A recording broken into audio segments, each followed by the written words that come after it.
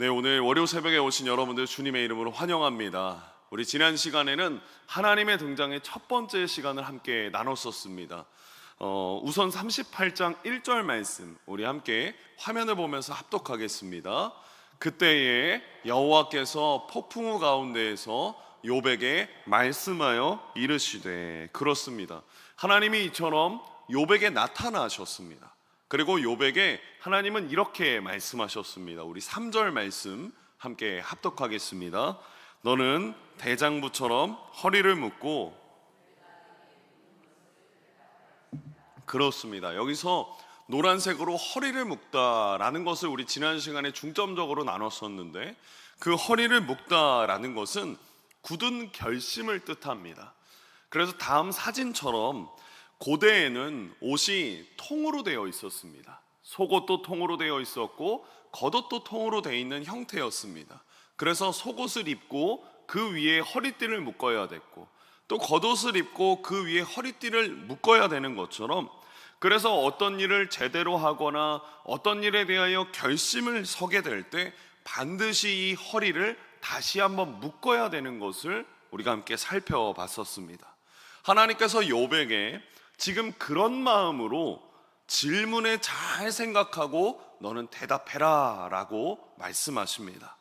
그러면서 38장 마지막 절까지 하나님의 주관하심에 대하여 말씀하시고 질문하셨습니다.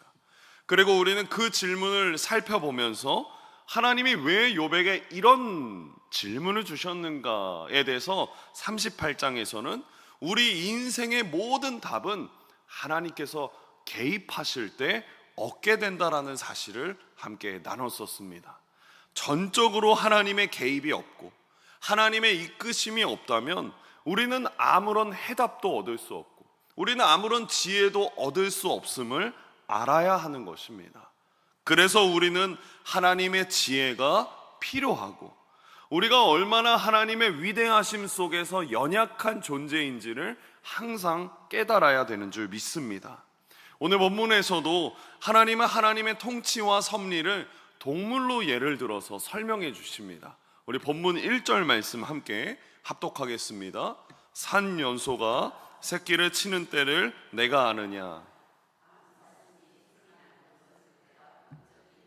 그렇습니다. 여기서 산 염소가 등장하는데, 다음 사진처럼 이 산 염소가 과연 무엇일까 찾아보니까 절벽이나 그리고 암벽에 사는 염소, 즉 야생 염소를 가리킵니다.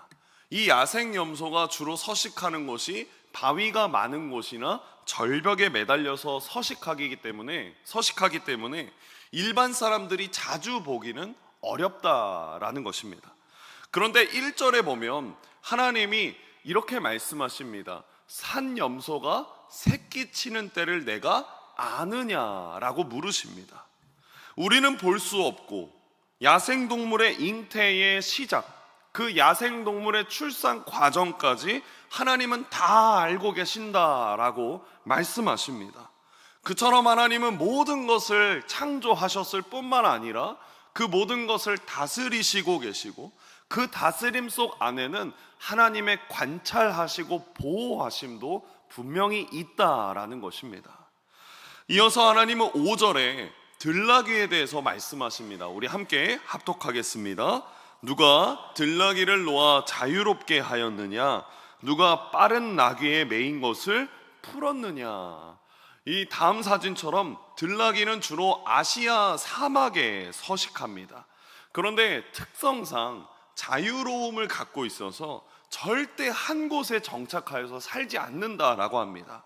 게다가 동작이 민첩하면서 습성은 난폭하기까지 하여서 이를 길들이기까지 굉장히 많은 에너지가 소비된다라고 합니다.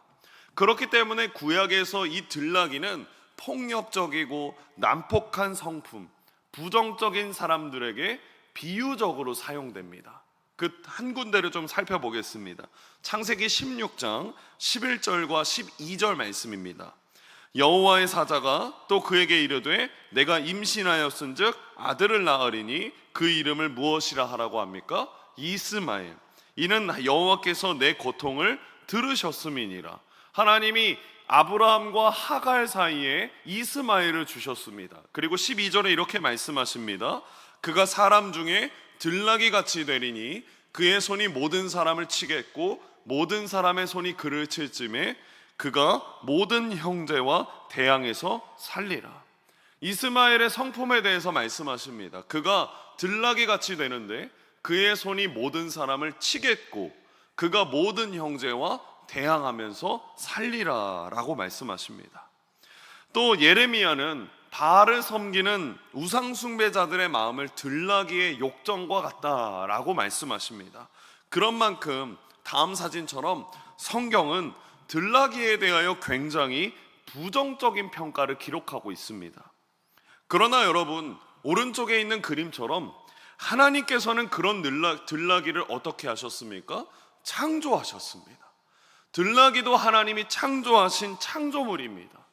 그런데 하나님이 그를 창조하셨을 뿐만 아니라 창조하실 때 그를 자유롭게 놓아주면서 다스리시고 계신다는 사실을 오늘 본문에서 보여주고 계십니다. 여러분, 동물들만 그러하겠습니까?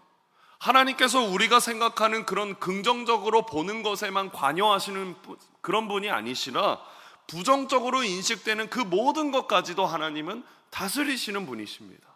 주관하시는 분이시고 통치하시는 분이십니다.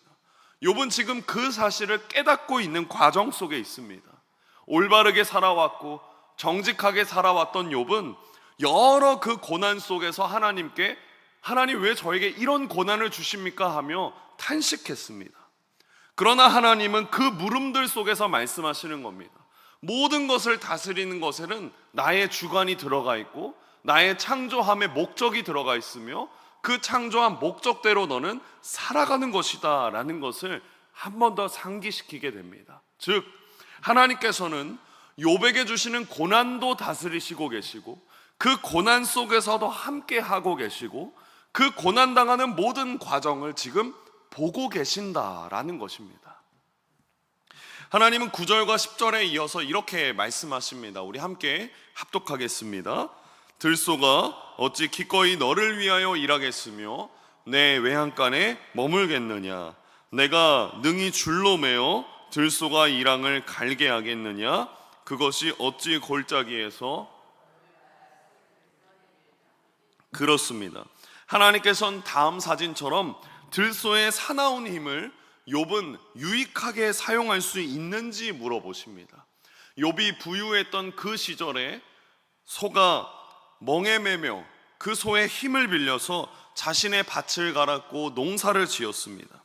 그러나 그 모든 소들이 욥 앞에서 머물러 일할 수 있었던 모든 것에는 하나님의 통치하심, 하나님께서 그 소를 통치하셔서 욥의 밑에서 일할 수 있도록 이끌어 주셨다라는 것입니다. 하나님의 인도하심, 하나님의 세밀한 섭리를 통해서 자신은 하나님의 돌봄이 필요하고 하나님 없이는 열매 맺지 못하는 존재임을 계속해서 말씀해 주고 계시는 것입니다. 그리고 이어서 13절에 타조도 등장합니다. 우리 13절 말씀 함께 합독하겠습니다. 타조는 즐거이 날개를 치나 학의 깃털과 날개 같겠느냐? 하나님은 다음 사진처럼 타조의 특성을 가장 먼저 즐거이 그 날개를 친다라고 말씀하시는데 물론 타조가 정말 즐거워서 날개를 칠 수도 있습니다. 그런데 이 타조가 잘 날개를 칠 때는 즐거워서이기도 하지만 한편으로는 자신을 부풀리고 과시하기 위해서 날개를 친다라고 말합니다. 그런데 하나님은 이 타조와 대척점에 있는 동물을 하나 소개하시죠. 바로 학입니다. 이 학은 고대나 지금이나 사람들의 인식에 있어서 굉장히 긍정적인 이미지의 동물입니다. 우리나라 500원 그 동전에도 학이 있는 것처럼 이 학은 공격성이 전혀 없는 동물입니다. 그런데 타조는 공격성이 강한 동물입니다. 하나님도 13절에 말씀하시는 것처럼 타조의 날개나 학 그 두루미의 날개가 다르게 생겼다라는 것을 말씀하시면서 그 두 동물이 대척점에 있는 것을 말씀하십니다. 그리고 다음 사진처럼 이 두 동물은 굉장히 다른 형태를 띠는데, 타조는 자신의 알을 낳아서 그 알을 그냥 땅에 버려둡니다. 그런데 학은 자신의 알을 24시간 수컷과 암컷이 번갈아 가면서 품습니다. 그렇다고 해서 타조가 모성애가 없는 동물이냐? 그것은 아닙니다. 타조 알은 웬만한 알보다 더 두껍고 단단하게 창조되었기 때문에 따뜻한 모래에서 태양열을 받아야지만 알이 잘 자라날 수 있습니다. 그래서 이 모든 것이 하나님의 창조하심과 하나님의 섭리 중에 하나인 것임을 하나님 말씀해 주고 계십니다. 결국엔 이 타조도 학도 그 알들도 하나님의 소유물이며 하나님이 주인이심을 욥에게 말씀하고 계시는 것입니다. 19절에서도 하나님은 이제 하나의 또 다른 동물을 소개하십니다. 우리 함께 19절 합독하겠습니다. 말의 힘을 내가 주었느냐? 그 목에 흩날리는 갈기를 내가 입혔느냐? 하나님은 말을 말씀하시면서 이 사진처럼 말은 사람에 비해서 큰 능력을 가진 짐승임을 말씀해 주십니다. 말이 군대에 사용되면 군사력을 높여줍니다. 말을 탄 군대의 전투력은 일반 보병에 비해서 배의 배를 가지고 있습니다. 이처럼 인간은 말을 잘 다루고 말을 통해서 큰 유익을 누리지만, 사실 그 말을 창조하셔서 인간에게 주시고 말이 말다울 수 있도록 무장시킨 분이 하나님이십니다. 하나님은 말의 참주인이 누구인지를 알려주시면서 그 힘과 능력이 어디에서 나오는지를 욥에게 알려주고 계시는 것입니다. 그리고 26절과 27절에 인간에게 친숙한 마지막 동물이 등장합니다. 우리 26절 27절 말씀 합독하겠습니다. 매가 떠올라서 날개를 펼쳐 독수리가 공중에 떠서 높은 곳에 보금자리를 만드는 것이 어찌 내 명령을 따름이냐? 하나님께서 비교적 인간에게 가까이 지내는 지상동물뿐만 아니라 아득하게 바라보는 공중의 새들도 말씀하십니다. 이 사진처럼 매는 대개 여름에 팔레스타인 지형으로 날아와서 겨울이면 남쪽의 따뜻한 아프리카로 날아가는 동물입니다. 이동할 때 창공을 높이 나는 습성을 가진 매인데, 26절 말씀에 다시 보면 하나님은 매가 어떻게 해서라고 말씀하십니까? 떠올라서 날개를 펼친다라고 말씀하십니다. 여기서 이 떠오르다라는 원어는 아바르라고 하는데, 높이 날다, 치솟다라는 의미와 함께 힘이 있다, 능력이 있다라는 뜻으로 사용됩니다.